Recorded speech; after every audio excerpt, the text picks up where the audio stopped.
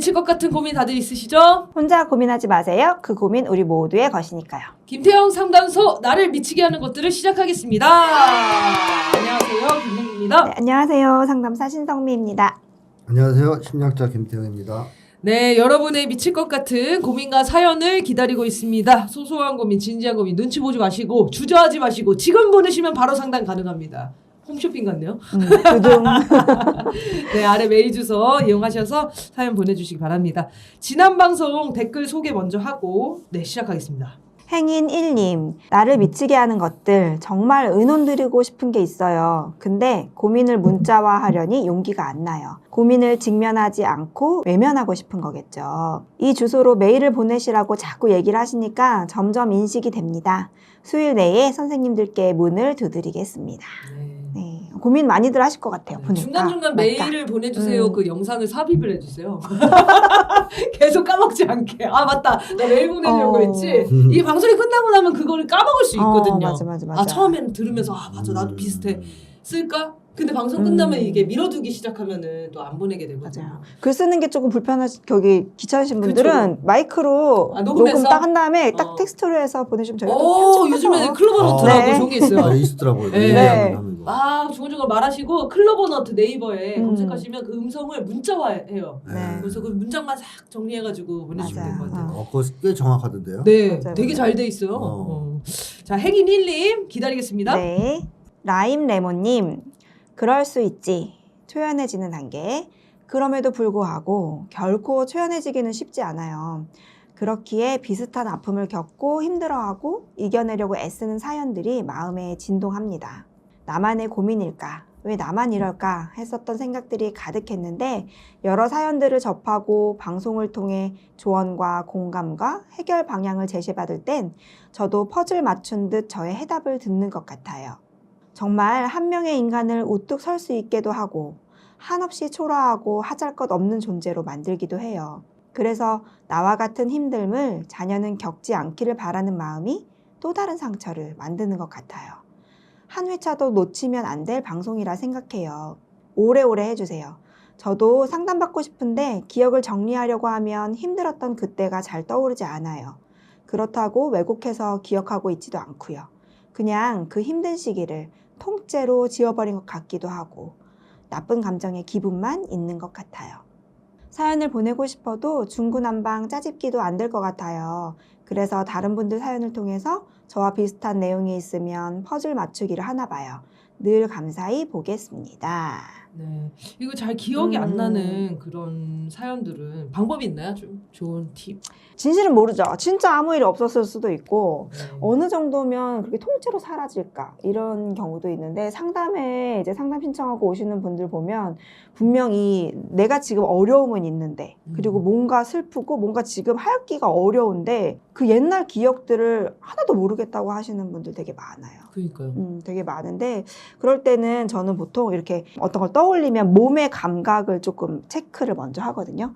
일화가 생각이 안 나면 뭐 엄마 생각하면 뭐 어디가 반응이 와, 뭐 목이 뭐 꽉 막히는 것 같아, 뭐 뒤통수가 땡겨, 뭐 손이 떨려, 뭐 콩쾅거려, 뭐 손이 꽉 쥐어져 이런 것들을 좀 몸 탐색을 하면서 거기서부터 이렇게 좀 찬찬히 들어가는데 통째로 잃어버렸을 경우에는 사실 꽤 좀 오랜 시간이 걸리는 것 같아요. 그리고 만약에 그 정도로 없어졌다 그러면 굳이 안 찾아도 된다. 요즘은 그런 생각도 들더라고요. 그래서 지금 그냥 고민인 것들 중심으로 얘기를 하고 그게 좀 필요할 때 되면 저절로 나오겠지 하고 넘기는 경우도 상담에서는 많은 것 같습니다. 아니 막상 또 글을 쓰기가 어렵잖아요. 그러니까 뭔가 너무 힘들어. 나 어렸을 때 되게 힘들었던 것 같아. 근데 어디서부터 글을 써야 될지 몰라 하는 그런 감정도 있으실 것 같거든요. 아 그러면 그런 거 잘 없을 때는 또 이런 질문들을 보면은 초기 기억이라고 하는데 가장 뭐 좀 그게 좀 필요해요. 약간 릴렉스하고 뭐 좋은 장면을 상상한다든지 뭐 몸을 좀 이완한다든지 편안한 좀 상태를 만든 다음에 내가 기억하는 가장 과거의 일은 뭘까? 어렸을 때. 가장 초기 기억이라 그래요. 그래서 내가 기억하는 이게 근데 기억을 말하다 보면 진짜 100% 기억일 수도 있고 기억을 말하다 보니까 아니 내 눈에 왜 내가 보이지? 그러니까 누구한테 들은 얘기일 수도 있고 내 상상이 불러일으킨 얘기일 수도 있고 그러니까 30%만 사실 70%는 내 상상일 수도 있어요. 근데 그건 실제 여부는 중요하지 않아요. 그러니까 그냥 지금 내가 떠오르는 거, 그걸 지금 느끼는 내가 어떻게 느끼고 있는지가 중요하기 때문에 그런 뭐 질문들을 해보면 좀 좋을 것 같아요. 네. 선생님도 뭐 조언 하나 해주시죠. 글쓰기 좀 어려워하시는 분들. 글쓰기 어려워하시는 분들. 그럼 뭐 아까처럼 클로버를 이용하는 게 좋을 것 같고, 전 그거 나왔으면 글 안 썼어요. 저희 때는 그게 없었거든요. 그리고 기억이 안 날 때 얘 기억을 끄집어내려고 하기보다 현재 고민을 얘기하는 게 더 좋지 않을까 저는 생각이 들어요. 그래서 현재 고민을 꺼내놓고 그게 풀어나가다 보면 옛날 게 떠오르기 시작하는 경우가 많기 때문에 굳이 꼭 옛 기억을 소환하려고 하기보다는 현 시점에서 뭐가 힘들고 뭐가 잘 안 풀리는지 그런 거를 먼저 의논하셔도 맞아요. 그런 질문들 좋은 것 같아. 네, 저는 이제 최근에 한도군이 너무 싫어가지고 내가 왜 이렇게 싫어하나 라고 생각하면서 이제 그런 기억들을 더듬어 본 경험이 있었습니다. 근데 요새 기분 좋으시겠어요? 지금 너무 행복하죠. 네, 안 보여가지고. 보는 건 괜찮아요. 그 차라리. 정도. 네, 윤석열 정도 괜찮아요. 한동훈이가 잘 나오지도 문제였죠. 않고. 네, 한동훈은 정말 지금 당대표 한다 그래서 너무 지금 불안에 떨고 있어요. 또 나올까봐. 네, 산님. 건드리면 발작하는 아버지는 상수인 상태에서 언니 입장에서 생각해보면 동생이 자꾸 아버지를 발작시키면 짜증나지 않을까요? 네, 이런 질문이 있었어요. 이것도 좀 신선한 질문이죠. 근데 이렇게 생각하는 사람 진짜 많아요. 주변에 이렇게 운동하고 데모하고 이런 사람은 너가 집안의 문제야. 너만 안 하면은 이렇게 다 행복한데 이런 얘기 하잖아요. 충분히 궁금할 것 같은 상황입니다. 상담에서도 이런 장면을 좀 직면하고 마주할 때가 가끔 있거든요. 네. 어떤 경우에는. 그러니까 누구나 참지 않는다고 해서 똑같이 적용하는 건 아닌데 과하게 반응하는 경우가 있는 경우도 있어요. 네. 그럴 때에는 또 이런 질문이 되게 의미가 있기 때문에 왜냐면 그때 뭔가 과하면 다른 장면에서도 과할 확률이 높아지거든요. 그러면 결국은 뭐 부모하고는 뭐 연을 끊는다고 쳐도 앞으로 살아가는데 문제가 되기 때문에 당신의 그런 모습을 좀 이렇게 반영할 때도 있기는 있죠. 언니가 뭐 상담을 또 보냈다면 이렇게 말했을 수도 있을 것 같아요. 그렇네요. 동생이 자꾸 문제를 일으켜요. 그럴 수도 있겠네요. 네, 그럼 뭐 자세한 내용은 좀 한번 다시 돌아보시면 좋을 것 같고요. 다음은 되게 재밌는 댓글이 달려가지고. 우선은 신정윤님께서 이런 댓글을 달아주셨어요. 촛불 행동하시는 분 후원금 강요하지 마세요. 매번 계좌 알려주고 후원 시작하던데 자발적으로 후원할 겁니다. 윤석열하고 틀린 게 뭐죠? 국민 속이면 혼날 대가가 생길 겁니다. 국민은 속이고 뒤에 딴짓하지 마세요. 라고 댓글 다셨는데요. 여기 이제 대댓글 달린 거를 소개를 해드릴게요. 신정윤님 그게 왜 거슬리는지 본인을 스스로 점검하셔야 할 것 같아요. 다른 사람들은 당신과 생각이 다릅니다. 이런 대댓글이 달렸더라고요. 네, 요즘 뭐 촛불행동과 관련된 여러 의견들이 나오고 있는데요. 뭐 그 얘기를 오늘 방송에서 할 건 아닌데 우리 방송을 들으시는 분들이 굉장히 지금 수준이 높다라는 생각이 들었어요. 왜 화가 나는지 나는 왜 이렇게 화가 날까 이런 걸 돌아봐야 된다라는 조언을 해주신 거죠. 고맙습니다. 덕분에 잘 정리가 됐어요. 그것을 먼저 한번 돌아보자. 네, 저희 방송을 보면은 앞으로는 그런 것들을 늘 생각하셔야 돼요. 나는 윤석열한테 왜 이렇게 화가 난가? 이유를 정확하게 잘 객관적으로 찾는 것도 좋은 것 같고 왜 문재인한테 이렇게 화가 났나? 아니면 내 옆에 지인한테 왜 이렇게 화가 났나? 이런 것들을 계속 자기 생각들을 확인해 나가는 그런 힘을 길러가는 과정 같거든요. 그래서 도움이 되셨으면 좋겠습니다. 고맙습니다. 댓글. 네. 자, 그럼 지난 방송에 엄마를 때리는 아빠, 아빠를 옹호하는 엄마, 언니 편이었는데요. 후기를 바로 보내주셨더라고요. 네. 그래서 지금 이렇게 사연을 보내주시면 빠른 후기, 빠른 이제 상담이 가능하기 때문에 고민하시는 분들 지금 사연 보내주시고요. 후기 먼저 읽어드리겠습니다. 때리는 아빠, 아빠를 옹호하는 엄마와 언니 편에 대한 후기입니다. 사연 분석 감사합니다. 펑펑 울면서 방송을 다 보고 나니까 기억에 남는 건 김태형 선생님의 가족을 피하려고 하지 말고 제압을 해야 된다 라는 말이에요. 제 인생을 통틀어서 가장 통쾌한 말입니다. 가족들을 정말 어떻게 대하는 것이 맞는 것인지 혼란스러웠는데 제압할 대상이었다니 이 말씀 들으니까 마음에 확신이라는 게 생기네요. 솔직히 20대 초반에 정신과도 가보고 인터넷 상담도 여러 번 했는데요. 오히려 더 상처받고 실망한 적이 많아서 그 후로 다시는 상담 안 했거든요. 근데 앞으로는 상담도 받고 싶은 마음이 생겼어요. 마음에 확신이 생기니까 태도가 당당할 수 있을 것 같아요. 더 이상 그들이 옳은지 제가 옳은지 고민하느라 에너지 낭비할 일 없는 것만으로도 머리가 맑아지네요. 생각해보니까 아빠가 저를 직접 주먹으로 때린 적은 한 번도 없네요. 폭행 수위가 드라마처럼 피 철철 나고 식칼 들고 난동 부리고 그 정도 수위는 아니었어요. 죽일 듯이 눈을 부라리며 고함 지르고 주먹을 올려 때리는 신용을 했을 뿐이죠. 나는 널 때린 적 없다. 근데 당하는 입장에서는 차라리 맞아서 멍든 게 100배, 1000배 나을지 몰라요. 저렇게 비겁하니 미워할 수도 좋아할 수도 없이 평생을 혼란스러웠어요. 제 사연 꼼꼼하게 읽어주셔서 감사합니다. 라고 후기 보내주셨어요. 그래서 정말 다행입니다. 네. 그러니까 이게 진짜 혼란스럽다니까요. 맞으면 미워하면 되는데 말로 폭력하시는 분들은 애매하잖아요. 분위기로 네. 겁주거나. 네. 남한테 이르기도 어렵고 막 그래요. 아마 그게 진짜 혼란스럽게 오랫동안 사셨던 것 같아요. 막상 생각해보면 진짜 때린 적은 없고 그래 뭐 사랑해서 그렇겠지 막 이런 생각으로 막 복잡하게 사셨던 것 같은데 오늘 이 지난번 상담이 도움이 되신 것 같습니다. 그리고 제압하라는 말이 뭔가 힘으로 제압하라 이런 건 아니잖아요, 그죠? 힘을 어떻게 제압해요? 나이가 이제 드시면 힘으로도 제압은 가능하잖아요. 이후에는. 그걸로 그러면 이제 나이 먹고 그 뭐야 PT 받으러 다니고 그래야 되는 건데 그렇게 제압하는 게 아니고 상대방보다 훨씬 더 높은 인격적 수위, 근데 정신 건강 이런 거에 의해서 제압을 하는 거죠. 저 또 이런 면도 좀 생각이 났어요. 후기 보고서는. 그러니까 지금 이 사연자분이 앞으로 제압하는 것도 뭐 얘기는 할 수 있지만 사실 이미 아빠에게 굉장히 자기 주장을 많이 했기 때문에 생각보다 내가 꽤 힘이 있었네. 이거를 조금 알아채는 거, 내가 좀 깨닫는 거 이것도 앞으로 어떤 일 할 때 되게 중요한 힘이 될 것 같거든요. 그러네요. 그거 자체가 대단한 일이거든요. 네. 지지 않았다는 거. 그거를 인정하는 것부터가 자기 확신이겠어요. 맞아요.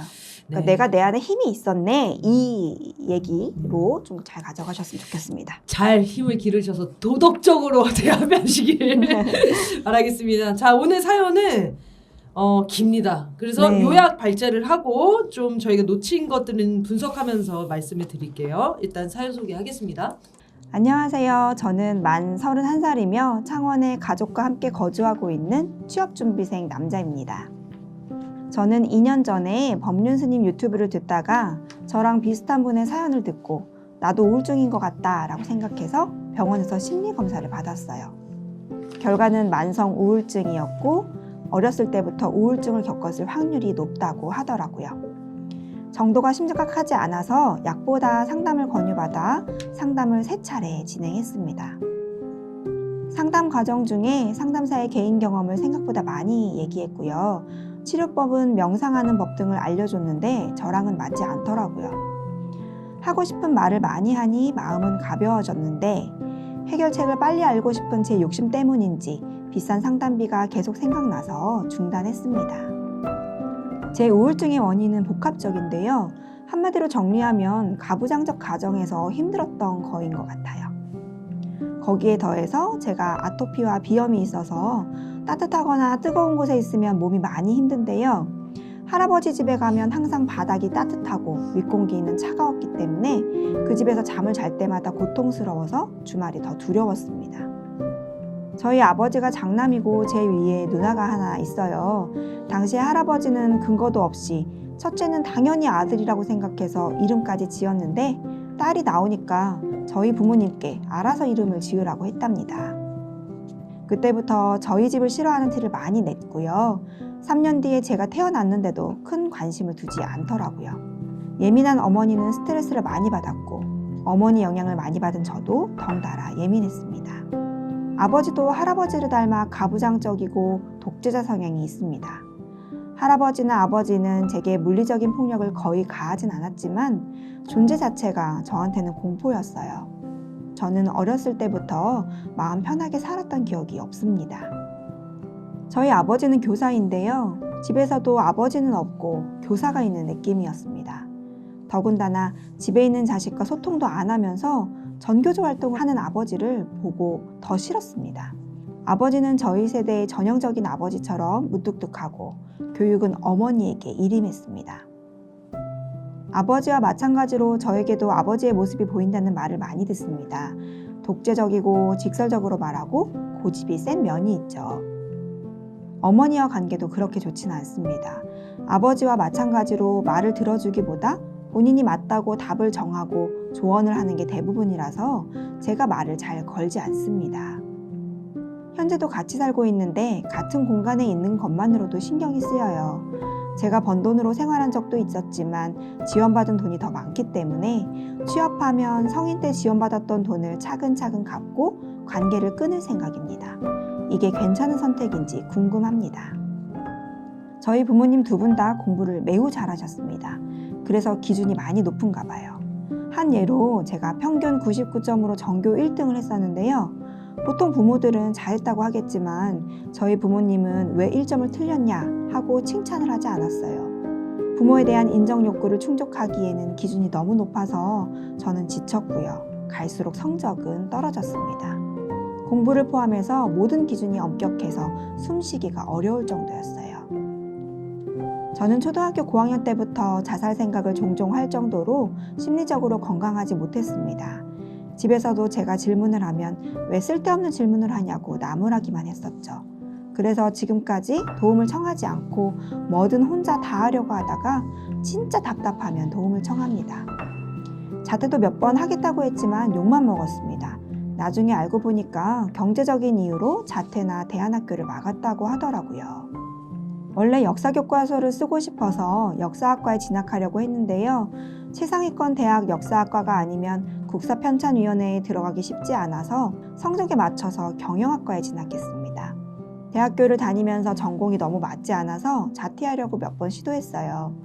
제가 느끼기에 한국에서 가르치는 경영학은 사람들의 심리를 이용해 장사를 하려는 속셈 그 이상, 그 이하도 아니라고 느꼈습니다. 그러나 수능을 다시 칠 자신도 없고 역사에 대한 관심이 멀어지고 딱히 하고 싶은 것도 없어서 꾸역꾸역 졸업했습니다. 그러다가 평소 존경하는 교수님과 상담을 통해서 경험 삼아 회사를 운영해 보라고 해서 그래도 경영학과 나왔는데 경영은 해봐야 되지 않을까? 하고 가볍게 준비를 시작했어요. 정부 사업을 통해서 지원금을 받을 수 있어서 지원을 해서 준비 2개월 만에 2천만 원이 넘는 지원금을 받고 사업을 시작했습니다. 친구 2명이랑 시작했는데요. 결론적으로는 1년 만에 회사를 폐업했습니다. 이유는 첫째, 사람을 자주 상대하는 게 저와 맞지 않은 게 가장 컸고요. 둘째, 어쩌다 보니까 사회적 기업 육성 사업에 참여했는데 공무원, 지원회사, 참여자 모두 사회적 의미는 등한시한 채 돈만 보고 더러운 꼴을 하는 것을 많이 봤습니다. 마지막으로 코로나가 시작돼서 강제 고립될 수밖에 없었고 현실적인 경제 문제도 커서 최종적으로 폐업을 결정했습니다. 폐업한 이후에 강제적으로 혼자 고립돼서 사춘기 시절에나 겪어야 했던 내가 잘하고 좋아하는 게 뭔지 진지하게 고민하고 시도할 기회가 생겼어요. 이때 여러 분야로 책도 많이 읽고 글쓰기도 시작했습니다. 글쓰기는 포털 메인과 카톡에 수십 번 올라갈 정도로 조회수가 꽤 나왔는데 제가 잘 썼다기보다는 계속 하다 보니까 노출되는 알고리즘을 파악해서인 것 같아요. 여러 곳에서 제안도 왔습니다. 조회수 여부와 상관없이 글 쓰는 행위는 재미있었어요. 남들에게 무료로 가르치는 것도 재미있었고요. 그러나 1년 동안 쓰다가 글로는 먹고 살 재능은 아니라고 느껴지더라고요. 소장님이 말씀하신 생존 불안을 느끼니까 취미로도 못하겠더랍니다. 제 성향이 이것저것 못하고 하나에 몰입하는 경향이 있는데요. 생존 문제가 해결이 안 되니까 글쓰기를 마냥 할 수가 없더라고요. 제가 피부가 안 좋다 보니까 건강 문제에도 관심이 많은데요. 그러다가 지식이 쌓이고 제 몸도 건강해지니까 다른 사람들에게 공유하고 싶은 마음이 들었어요. 우연히 기회가 돼서 10여 명, 20여 명 사람들에게 1년 동안 온라인으로 교육하고 습관을 교정했는데 대부분 좋은 결과가 있었습니다. 하지만 글쓰기와 마찬가지로 건강 분야는 자격증이 없으면 생존 불안이 해결되지 않기 때문에 다른 사람에게 건강에 대한 정보를 제공하는 것은 그만뒀습니다. 세상에 대한 인식은 제 몸을 공부하면서 식품 산업의 비리를 알게 된 것부터 시작됐습니다. 과학적으로 옳다고 해도 누가 후원해 주느냐에 따라 원하는 결과를 만들어낼 수 있더라고요. 세상은 생각보다 살만하지만 어떤 측면에선 기득권들이 세상을 원하는 대로 운영한다고 느꼈습니다. 이때 우연히 김태형 소장님과 최동석 인사조직연구소 소장님을 알게 돼서 두 분의 강의와 책을 많이 보고 공부했어요. 이때 부모님과 조부모님이 가부장적이고 대화를 못하는 건 사회 문제가 크다고 처음 깨달았던 것 같아요. 그러나 알면 알수록 사회 시스템을 개혁할 필요성을 느끼지만 가능할지 의문이 남습니다. 저희 세대를 포함해서 젊은 세대는 연대한 기억이 거의 없고요. 각자 도생에 살기 바빠서 정치 얘기는 잘 모르고 관심도 없어요. 오직 돈, 자기개발, 가십거리에만 관심이 있는 것 같아요. 저는 개인적으로 제가 살았던 지역에 촛불행동에 참여한 적이 있는데요. 근데 생각보다 기본소득 같은 의제보다는 윤석열 끌어내는 것에 초점을 두는 것을 보고 박근혜 탄핵 당시와 유사하다고 느꼈어요. 박근혜를 끌어내리는 것도 중요했지만 앞으로 어떤 사회를 만들어 갈지에 대한 논의가 부족해서 문재인 정부라는 무능한 정부가 탄생했는데 그것과 비슷하다고 느꼈습니다. 두서없이 썼는데요. 제 주요 고민은 다음과 같아요. 현재 소프트웨어 엔지니어가 되기 위해서 공부 중이에요. 선택하게 된 이유는 3가지가 있습니다. 첫째, 수학교사인 아버지의 영향인지 모르겠는데 논리적이고 답이 딱딱 떨어지는 것을 좋아해요. 둘째, 집중하면 대여섯 시간 딴 생각 안 하고 몰입할 수 있어서 좋습니다. 마지막으로 한국에서 그나마 수평적인 조직 문화인 것 같아서예요. 현재 상황은 취업은 가능한 수준이고요. 좋은 회사를 가겠다는 욕심은 없기 때문에 원서를 내고 면접 준비를 하면 될 것 같아요. 경제적 독립을 이루는 게 1순위고 중요하다는 것도 알고 있어요. 하지만 더 공부해야겠다는 마음과 또 경쟁하기 싫기 때문에 회피하고 싶은 마음이 공존해서 머뭇거리고 있는 상황입니다. 부딪히면서 적응을 해야 하는 것을 잘 알지만 아는 것과 행동하는 것은 다르니까 참 힘들어요. 지치다 못해 질린 각자 도생 경쟁사회에서 어떻게 해야 할지 고민입니다. 소장님이 말씀하신 대로 사회를 바꾸기 위해 노력해야 하는데 현재로선 투표 말고 할 수 있는 게 딱히 없는 것 같아요. 진행하는 다른 분들에게 신뢰될 수 있는 말일 수 있는데요. 가능하면 김태형 소장님 의견을 최대한 많이 듣고 싶습니다. 책 인용하면서 더 자세하게 쓰고 싶어서 시도했는데요. 제 지적인 역량, 정신적인 역량으로는 현재 부족하더라고요. 온라인으로 개인 상담하려고 했는데 취업 준비생이라서 경제적으로도 부담이 돼서 사연 보내봅니다. 앞으로 기본 사회가 돼서 심리상담도 국가가 운영해서 누구나 부담 없이 상담받는 사회가 됐으면 좋겠습니다. 네. 이렇게 보내주셨어요. 자, 긴 사연을 보내주셨습니다. 최대한 자세히 써달라고 해서 자세히 써주셨어요. 네. 그래서 보니까 고민은 이제 이런 생존 불안으로 인해서 네. 어떤 일을 해야 될까 이런 게 고민인 것 같고요. 사회를 진짜 실제로 바꿀 수 있나? 방법이 뭘까? 이런 것도 고민인 것 같습니다. 콕 집어서 김태형 소장님 의견을 최대한 많이 듣고 싶어 하셨기 때문에 저희는 이만 여기까지 네. 하고 선생님 얘기를 좀 들어보겠습니다. 그 얘기 쓰셨기 때문에 신성민 선생님만 얘기한다든가 이런 말을 할 줄 알았는데. 아니죠. 그래도 그래요? 이걸 요청하셨는데 네. 마음이 너그러우시네. 그럼요. 너무 사연이 길어서 네. 길게 얘기하기는 좀 그렇고 중요한 것만 말씀드리면 가족과의 관계를 질문하셨단 말이에요. 정리하고 싶다라는 식으로. 네, 이제 돈 벌면 돈 갖고 나서 정리하고 끊고 싶다 그랬어요. 맞아요. 그게 맞냐 이렇게 물어보셨는데 안 맞죠, 당연히. 그래요? 그러니까 지금 가족과의 관계를 끊을 만큼 관계가 나쁜 건 아니잖아요. 그러니까 마음은 그러신 것 같은데요. 아니 물론 이제 여러 가지 안 좋은 점이 있어요. 네. 가족들이 너무 높은 기대를 가지고 자식을 대하면 네. 특히 이제 충격적인 거는 99점 받아서 전교 1등 네. 했는데 아이, 참. 왜 하나 틀렸냐고 뭐라 했다는 거잖아요. 네, 말도 안 됩니다. 저는 99점 한번 맞아서 전교 1등 한번 해봤으면 좋겠어요. 한 번도. 아니 전교 1등 했는데 네. 1점을 더 맞아야 됩니까? 아니, 왜 틀렸냐 이거 하나를. 완벽해야 된다는 거죠. 그러니까 이제 그게 상징하는 것은 부모님들이 상당히 기대가 높고 어지간해서는 칭찬을 잘 안 하는 그런 부모님들이시다. 그리고 수용적인 부모도 아니다. 아버지가 특히. 그래서 집에서도 뭐 말을 잘 못했다 그러죠. 네. 질문도 못하고. 그래서 뭐 본인 그 얘기로는 숨쉬기 힘들다. 뭐 네. 계속 긴장하고 살았다. 그렇죠. 긴장하고 사는 거죠. 자, 이런 상황이라서 힘든 건 맞아요. 근데 이제 지금은 성인이 되지 않았습니까? 그래서 이 관계를 역전시킬 힘이 전혀 없고 가족들도 완전히 뭐 쉽게 하면 바꿀 수 없을 정도로 너무 나쁜 사람들이면 끊는 게 맞을 수도 있는데 그런 단계는 아니거든요. 봐도 부모님들이 아주 훌륭하신 분들은 아닐지언정 또 그렇게 아주 뭐 악독한 사람들도 아니고 아버지는 뭐 정교조도 하셨잖아요. 네. 부모 관계를 좀 더 깊게 분석하고 그 속에서 뭘 내가 노력하면 이 관계를 바꿀 수 있을까. 즉 피해를 최소한 입지 않는 것. 그다음에 장기적으로는 뭐 긍정적인 영향을 주는 쪽까지 생각할 수도 있겠죠. 그래서 그렇게 해서 지금 부모 관계를 그냥 끊을 수 있는 상황은 아니다. 그걸 해내고 나서 그 상황에서 뭔가 새로운 비리가 드러났다든가 뭐 이랬을 때는 뭐 결단을 또 달리 할 수도 있겠지만 그렇지 않다면 지금은 끊지 말았으면 좋겠다 하는 게 제 입장이고요. 그리고 이것도 본인이 얘기한 일종의 도피일 수 있어요. 문제를 해결하는 방식이 아니에요. 그래서 바람직하지 않다라는 점 말씀드리고 싶고, 그다음에 이 사연 보내신 분이 가장 큰 문제는 뭐냐면 진로 선택과 관련이 있는 것 같거든요. 네, 다양한 일을 했어요. 네네. 우선 진로 선택에서 어렸을 때 자기가 하고 싶은 일들을 쭉 하면서 살아왔을까. 31년간 네 마음대로 살았으니까 부모님들이 그 삶을 인정하지 않는다는 표현이 나오는데. 네. 정말 내 마음대로 살았을까? 그렇죠. 31년간 정말 이분 마음대로 살았을까. 그 이런 살벌한 무서운 부모님들 밑에서 그렇지 않을 것 같은 느낌이 드는 게, 저 대학을 갈 때 원래는 역사를 하고 싶었잖아요. 네. 근데 경영학을 선택했어요. 네.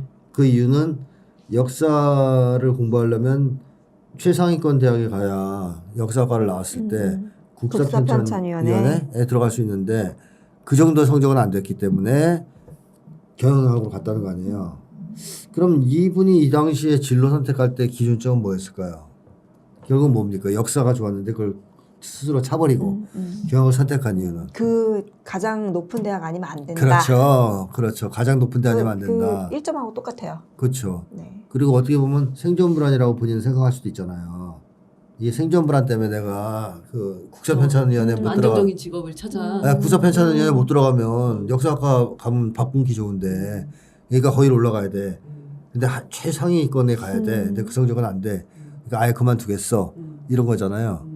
근데 이게 생존 불안이 아니라 부모님의 높은 기대와 관련됐을 수 있다는 거죠. 그러니까 1점 낮아서 혼냈던 기대. 네. 그러니까 최상위권에 못 가니까 그러면 과라도 좋은 데 가자. 경영학과 같은. 지금은 뭐 경영학과 1등이니까. 그렇게 선택했을 가능성이 있지 않느냐. 그러니까 본인은 31년간 내가 원하는 삶을 살았다 정황하면서 이렇게 판단했지만 막상 인생에서 중요한 진로 선택 과정에서는 본인이 원하는 선택을 하지 못했다는 거예요. 네, 그걸 좀 되짚어 볼 필요가 있다라는 것이고요. 그 이후에도 좀 반복이 되는 것이 폐업을 하셨잖아요. 창업을 했다가. 네. 뭐 회사가 뭐 코로나를 겪고 뭐 여러 가지 이유로 말씀하신 것 때문에 망한 거는 뭐 있을 수 있다고 생각합니다. 뭐 성공한 회사보다는 망한 회사가 훨씬 많거든요. 그건 전혀 문제가 안 되는데 그 이후에 진로 고민을 할 때 말이에요. 글쓰기를 좀 했잖아요. 네. 여기서 흥미로운 건 재밌었다는 거 이게 이분이 재밌었어요. 결과도 좋았어요. 네. 네, 나름 호응도 받았어요. 근데 왜 이쪽 방향으로 계속 나가지 않았을까? 스스로 꺾었을까? 왜 그럴까요? 1등은 못할 것 같아서구나. 먹고 살 수 없어서. 아, 먹고 살 수 없어서? 라고 얘기했어요. 뭐, 라고는 본인 얘기했죠. 얘기했어요. 그러나 과연 그럴까? 혹시 이쪽에서도 성공 못할까봐, 그러니까. 불안했던 인류가 되지 거니까. 못할까봐 불안했던 것은 아닐까? 왜 인류가 돼야 밥 먹고 살 수 있다고 볼 거 아니에요. 네. 글로 어지간히 글 잘 써서는 밥을 못 먹고 사는데 정말 잘 써서 초인류가 돼야 밥 먹고 산다. 난 그 정도는 안 돼. 뭐 이렇게 해서 스스로 꺾은 거 아니냐. 네.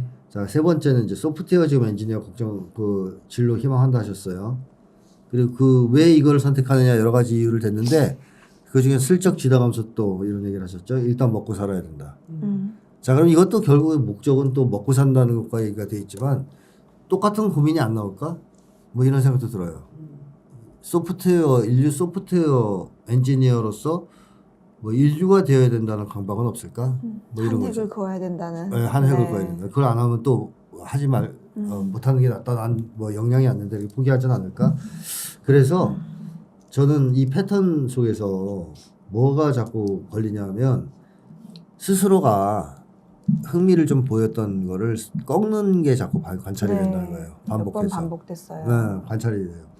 그러니까 이걸 해볼 만한데 스스로 꺾어버려. 뭔가 이유를 대면서. 또 그 다음에도 이거 괜찮은 것 같은데 또 스스로 꺾어버려. 이번에도 어떻게 보면 소프트웨어 엔지니어를 지망하는 것도 혹시 그런 하고 싶은 걸 꺾으면서 선택하는 진로는 아니냐 하는 우려가 좀 있다는 것이죠.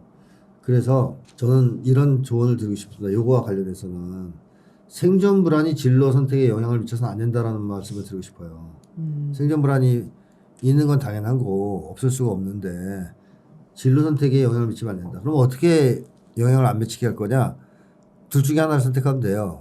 하나는 생존 불안을 일단 해결을 해야 되잖아요. 먹고는 살아야 될 거 아니에요. 성인이 됐으니까. 그러니까 내가 먹고 살 정도는 벌어. 알바를 하든 뭘 하든. 그러면서 나머지 하고 싶은 일을 하는 것.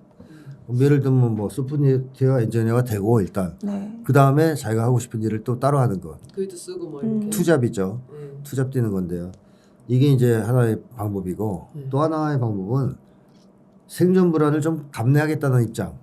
내가 좋아하는 걸 하기 위해서. 내가 좋아하는 걸 하기 위해서는 배가 고픈 건 당연한 네. 거고 이건 나한테는 뭐 기쁨이다 오히려. 뭐 나는 충분히 그런 이걸 결정을 하는 사람들도 많잖아요. 있죠. 네. 그러니까 저도 젊었을 때 보면은 생존 불안 때문에 직업을 선택한 적은 없었어요. 그리고 그 심리학자의 길로 들어서겠다. 나이 좀 먹었을 때.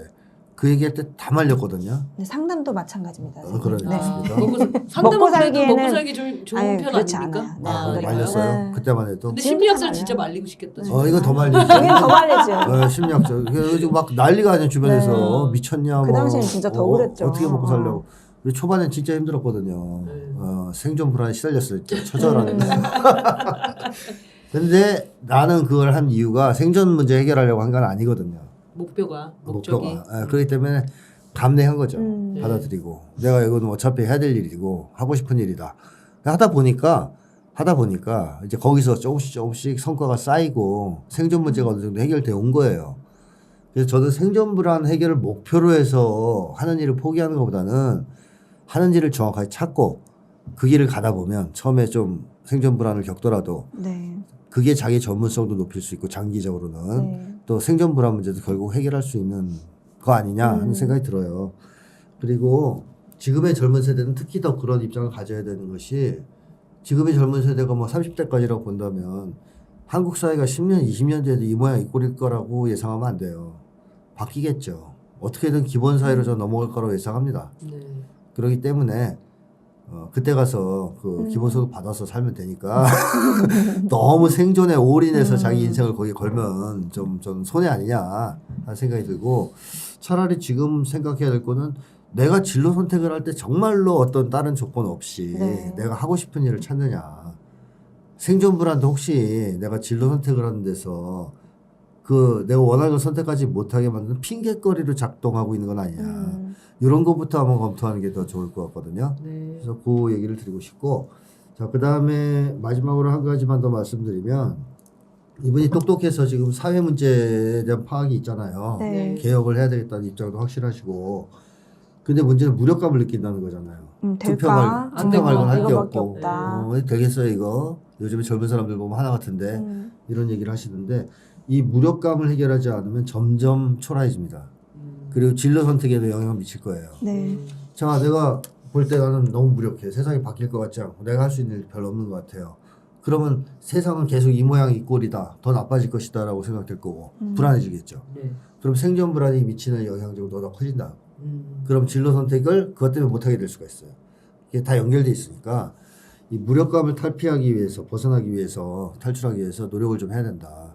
그걸 하려면 일단 고립적으로 지금 살고 있다면 고립되어 있는 상태부터 벗어나야 된다. 촛불 행동에 가셔서 사람들이 마음에 안 들었다면 네, 다른 촛불 행동 가시든가 아니 다른 모임을 하시든가 네. 어쨌든 혼자서 이렇게 직장 문제 뭐 생존 문제 다 떠안고 고민할 게 아니고 네. 그런 걸 털어놓을 수 있는 사람들을 좀 만들어서 일단 고립을 좀 벗어나야 된다. 그런 생각이 들고요. 그 다음에 한국 사회가 변화할 수 있다라는 것은 그 젊은이들이 희망이 없다라고 말씀하시는데요. 뭐 저는 꼭 그렇지는 않다고 보기 때문에 거기에 대해서도 좀 더 공부를 하셔야 돼요. 지금 보기에는 희망이 없어 보이지만 사실 여러 가지 돌아가는 거라든지 이런 걸 봤을 때는 희망이 없다고 말할 수는 없거든요. 그래서 아는 만큼 또 본인이 할 일도 보일 것이고 희망도 생길 테니까 그런 공부도 꾸준히 더 하셨으면 좋겠어요. 그래서 그렇게 해서 일단 무력감을 벗어나서 아, 이 개혁은 분명히 될 거다. 그리고 나도 뭔가 할 수 있다. 거기서 한몫을 할 수 있다. 이런 생각으로 바뀌어야 다른 모든 면에 그 영향을 미쳐서 좋은 쪽으로 풀리지 않겠냐 하는 생각이 듭니다. 네. 그 들어보니까 이거를 이제 그만두셨을 때 보면은 생존 불안이라고 말씀을 하셨는데 글을 잘 쓰고 일을 잘해서 취업 제안도 받으시고 근데 그 다 거절했다는 거잖아요. 그럼 취업을 하셨으면 생존 불안이 해결된 거잖아요. 그렇죠. 오히려 됐었을 그러니까요. 텐데. 그러니까 그 엄마 영향을 받아서 이제 민감하다는 얘기가 나오는데 좀 기질적으로 좀 민감한 분들이 있어요. 그러면 새로운 거 시작하거나 낯선 거 시작할 때 좀 어려움을 느낄 수 있거든요. 그래서 네.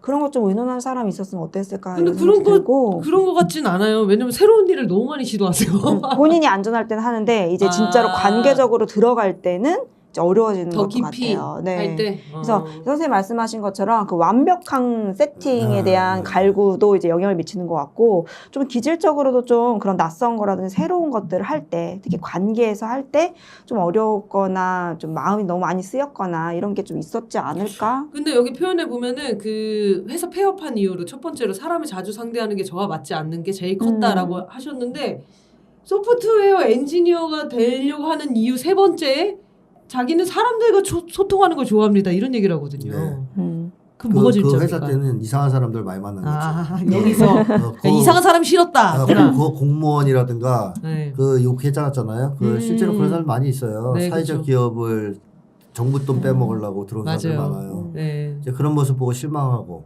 싸우고 뭐 그런 거에 컸을 것 같고 이분이 뭐 사람을 그렇게 싫어하는 쪽은 아닌 것 같은데. 그러니까요. 근데 아마 좀 긴장하고 어려워할 수는 있어요. 그런 아까 부분이 좀 얘기했듯이 있을 것 같아요. 본인 그 얘기를 했잖아요. 고민 얘기를 잘 안 한다고. 네. 안 하고 정말 답답해서 최후의 상황까지 몰렸을 때야 얘기한다 그러잖아요. 네. 그건 별로 좋은 건 아니죠. 네. 맞아요. 사실. 도움을 요청을 못하는 경우가, 그러니까 도움을 받아본 경험, 그러니까 말을 했는데도 상처받은 경우가 많아서일 때도 있고, 내가 이 도움 요청한다는 게 나의 약간 치부를 드러낸다 이렇게 생각하는 경우들도 있어요. 그래서 이렇게 하면 이제 말을 못하는 거죠. 왜냐하면 그러니까 질문도 준비돼야 질문할 수 있는 마음이 막 생긴다거나 이럴 때, 그러니까 이분이 되게 논리적인 거라든지 이런 걸 좋아하신다고 하더라고요. 그러니까 법륜스님 말씀이 이제 논리적인 거 얘기하시는데, 그러니까 논리적인 건 정말 좋은 거긴 해요.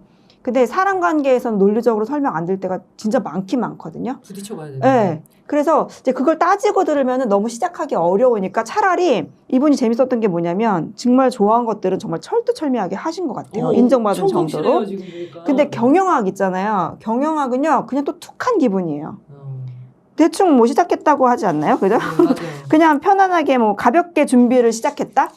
그러니까 그런 면에서는 또 가볍게 또 시작하시는 거예요. 근데 이런 마음이 조금 오히려 더 중요한 데에서 조금 시도할 때에는 필요할 것 같다 이런 생각이 좀 들어서 그런 마음이 있으시고 가능성도 있으신데 맞아요. 이런 것들을 좀 이렇게 좀 가볍게 만들어주고 그러니까 고민들을 좀 가볍게 해줄 수 있는 얘기 상대 이런 게 있으면 훨씬 좀 더 수월해지지 않을까 싶습니다.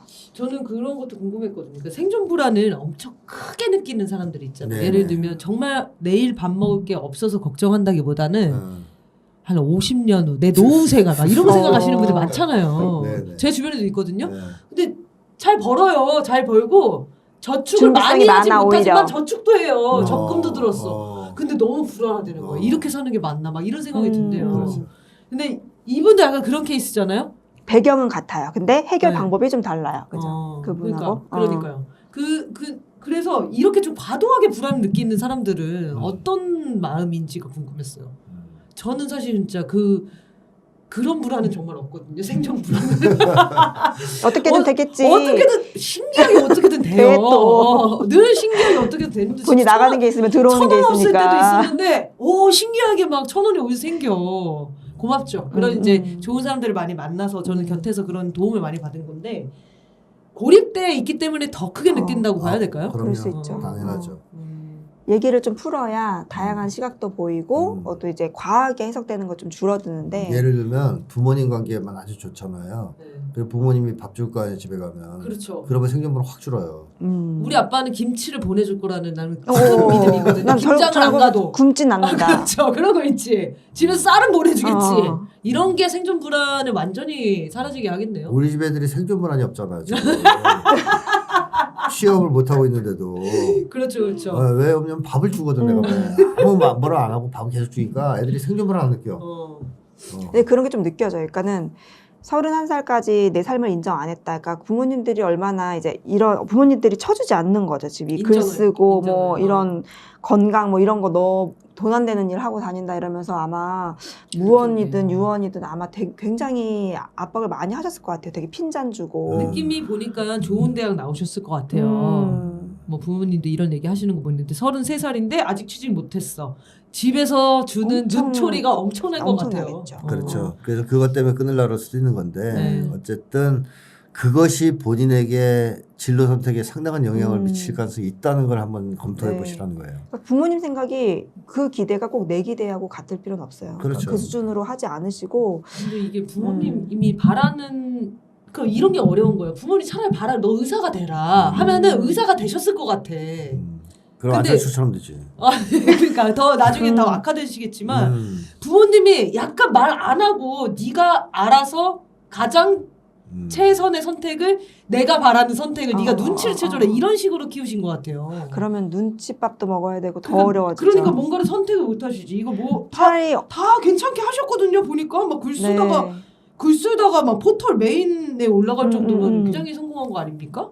그러니까 또 좋은 마음으로 뭐 교육도 하시고 여러분 분명히 좋고 잘하는 부분이 있는데 이거의 끝맺음이 자꾸 그럴 때마다 이렇게 무릎을 꿇어요. 막 하다 보면 이렇게 잘하고 있는데 불안해져. 왜? 그런 것 같아요. 왜냐하면 난 이걸로는 밥을 못 먹을 것 같은데 초인류가 될 거 인류가 될 수는 없을 것 같은데 그럼 지금 정리해야지. 네, 이런 식이 맞아요. 있다는 거예요. 그 99점하고 1점 그게 굉장히 이분에게 상징적일 것 같은데 어떤 일을 할 때 자꾸 그 1점 모자른 것 같은 느낌이 들 때 부모님이 뭐라고 했던 것처럼 자기 안에서도 자꾸 그런 메시지가 올라오는 것 같아요. 근데 99점 너무 잘한 거고 90점도 잘한 거고요. 지금 이런 과정에서 70점만 너무 잘하는 그럼요. 거지. 지금 무슨 99점을 가지고. 우리 조카가 네. 수학을 진짜 못하거든요. 20점대 맞아요. 근데 조카가 저번에 이제 시험 봐가지고 이번에 중간고사 시험 봤는데 65점을 맞았다는 거예요. 어머나.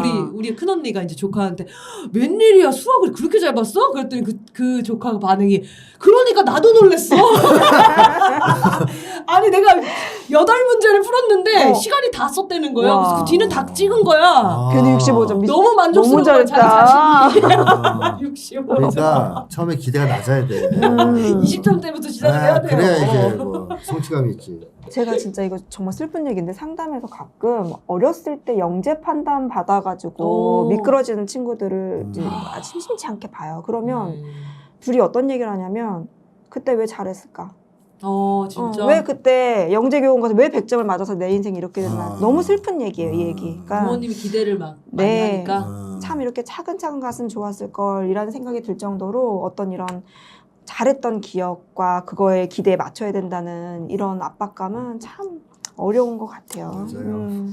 이분이 그 어렸을 때 그런 가족 부모님과의 관계가 지금 어떤 진로를 결정할 때마다 무의식 중에 오는 거죠 지금. 그렇죠. 그렇죠. 미신하고 저거 얘기하는 거죠. 그렇죠. 있을 거라는 거죠. 자, 소프트웨어 지금 공부 막 더 하고 싶죠? 완벽하게 하고 가고 싶죠? 아니에요. 그냥 취업하세요. 지금 바로 하시고 그냥 하시면 돼요. 무조건 그냥 가세요. 잘할 수 있어요. 하다가 또 뭐 실패할 수도 있는 거고. 그럼 또 다시 하세요. 또 하면 돼요. 괜찮아요. 아니 이게 지금 저는 정말 놀라운 게 사학과를 좋아했어요. 근데 경영학과에 갔어. 사업도 해봤는데 글을 또 잘 써. 글을 막 써왔어. 그리고 나서 이제 식품 막 이런 걸 막 건강에 공부를 또 열심히 하셨어요. 근데 갑자기 또 소프트웨어 엔지니어 이런 흐름이 이분이 엄청 똑똑하신 거거든요. 이러면. 그렇죠. 재능이 여러 가지 있는 거죠. 그리고 여러 가지 재능이 있는 사람들이 종종 느끼는 게 이거예요. 하나를 깊게 하는 걸 두려워해요. 그 어떤 단계 넘을 때 너무 견디기가 힘들어서. 저도 여러 가지 이렇게 재능이 좀 있는 편이었거든요. 근데 뭔가 하나를 더 잘할 자신은 없는 거예요. 진짜 최고가 된다라는 개념보다는 어느 정도 잘한다라는 그 경계 있잖아요. 예전에 이제 바둑을 제가 6년인가 뒀는데 맞아. 바둑을 되게 거의 진짜 잘 뒀어요. 근데 어느 날 늦게 들어온 친구가 저보다 잘하는 걸 봤을 때 나는 바둑을 이제 그만둬야겠다. 미술도 되게 좋아했거든요. 만화가 꿈이었어요. 막 그림을 그려. 어느 날 제가 나보다 잘 그리는 것 같아. 그럼 나는 미술을 싫어하게 되는 그러면 거야. 나 남들하고 비교해서 하나? 그냥 뭔가 제가 도달하고 싶은 목표치는 있는데 노력을 하기 싫은 거야. 그만큼. 재능으로만 살고 싶다. 재능으로만 살고 싶었던 건데 여기까지거든. 야. 그러니까 더 노력하고 싶진 않아. 그러니 이제 그렇게 그만두고 저 뭐 후회는 없지만 이분이 그런 느낌들을 받으실 것 같아요. 어느 정도 노력을 했다가 더 노력할 자신이 없다는 거는 그만큼 좋아하지 않는다는 거거든요. 저는 이제 그렇게 좀 결정을 내렸거든요. 너무 좋아했지만 그만큼 좋아하진 않았던 그런 영역이었다.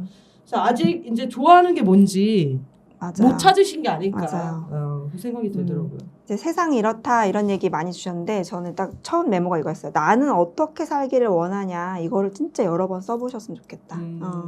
그거가 좀 더 명확해져야 될 것 같아요. 지금은 그러니까 이분은 사익적 목표는 없어. 그러니까 네. 이제 정신이 건강한 젊은이에요. 네. 그래서 사익을 추구하려는 목표 별로 없고 출세하고 성공하려는 야망도 별로 없어요. 그러네요. 그렇죠?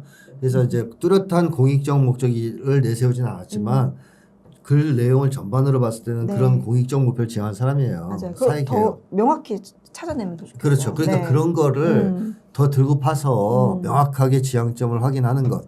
네. 그리고 자기 삶의 진로를 선택하는 것이 지금은 중요하다. 그런 네, 얘기죠. 맞습니다. 자기의 상황과 사회를 좀 분리시켜서 보는 분들도 있거든요. 그러니까 사회는 엄청 아름다운 사회를 꿈꾸는데 나의 삶은 또 그렇지 못하잖아요. 현실이 좀 쉽지 않으니까 네. 상황들이. 그러면서 이렇게 분리되는 경우가 있어요. 자기 삶 버리고 네. 계속 공익 추구만 네, 막 네, 하는 네. 그런 느낌으로다가. 그것도 너무 좋은 길은 아니죠. 그렇죠. 네. 네. 그래서 너무 힘을 막 쓰다가 뻥 이렇게 되는. 근데 다행히도 균형을 잘 맞추시는 것 같아요. 이분 보니까. 그리고 아버님이 정교적고 무서우시긴 했지만 좋은 영향을 주신 것 같아요. 사회를 바라보는 관점이나 이런 것들 아닌가요? 그건 모르죠. 아직 모르겠다. 아직 모르겠다. 1.2 저는 충격은 정교조를 크다. 봤기 때문에 정교조라고 해서 모두가 좋은 아버지가 되는 건 아니니까. 네. 네. 그래서 그 내용도 한번 궁금하네요. 어떤 어쨌든 얘기를 부모님이 하셨는지. 나쁜 짓 하고 산 사람들은 아닐 가능성이 그거는 높아요. 그런 것 같아요. 네. 네. 네. 뭐 목표와 포부가 너무 커서 그렇지. 그렇죠. 그래서 하여튼 적기에 이런 사회 문제들을 알게 되시면서 다행히도 이게 부모 개인 문제를 돌리지 않고 이 사회 구조도 바꿔야 되는구나 이런 인식을 하신 거는 너무 다행인 것 같아요. 네, 그래서 오늘은 더 해주시고 싶은 얘기 해주시죠.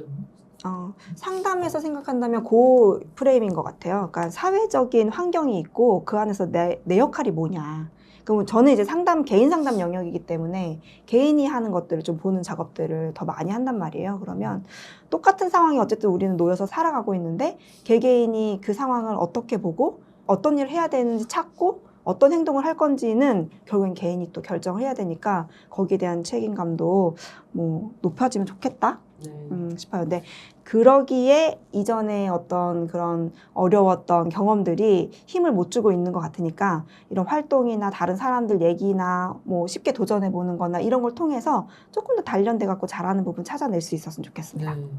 저는 이 김태형 선생님한테 꼭 집어서 얘기 듣고 싶어 하셨잖아요. 이것도 이제 앞에 나오는데 약간 느낌이 해결책을 빨리 찾고 싶어 하시거든요. 근데 선생님이 해결책을 빨리 주는 편이에요. 근데 곱씹고 곱씹어야 자기 문제를 더 접근을 할 수 있잖아요. 그런 데서는 저는 신성미 상담사님 되게 잘하신다고 보는데 그런 성향도 들어간 것 같아요. 빨리 답만 듣고 싶으셨어. 맞아. 그래서 선생님 얘기만 듣고 싶었던 거야. 하지만 그걸로 해결은 안 되거든요. 다양한 이야기를 들어야 된대요. 맞아. 다양한 얘기를 들어야 돼요. 다양하고 말 안 되는 얘기, 말 되는 얘기 다 듣고 거기에서 이제 내 색깔이 드러나는 거예요. 그러니까 많이 들으세요. 네. 자, 그러면 추가적으로 방송 보시고 또 궁금하신 거 있으면 메일을 또 보내주시면 좋겠고요. 어쨌든 너무 정성 어리게 글을 쓰시느냐도 너무 고생하셨을 것 같고 이 모든 시간들을 돌아보시느냐고 그리고 잘 정리해서 읽기 좋게 써주셔서 너무 감사합니다. 글쓰기 잘하신 이유를 알겠어요. 네, 오늘 방송 이렇게 좀 마치겠습니다. 궁금하신 거 있으면 또 보내주시기 바랍니다. 자, 여러분의 미칠 것 같은 고민과 사연들은 아래 메일 주소 이용하셔서 꼭 보내주시면 좋겠습니다. 김태형 선생님도 나를 미치게 하는 것들은 매주 목요일 7시 업로드 됩니다. 그럼 오늘 방송 이렇게 마치겠습니다. 감사합니다.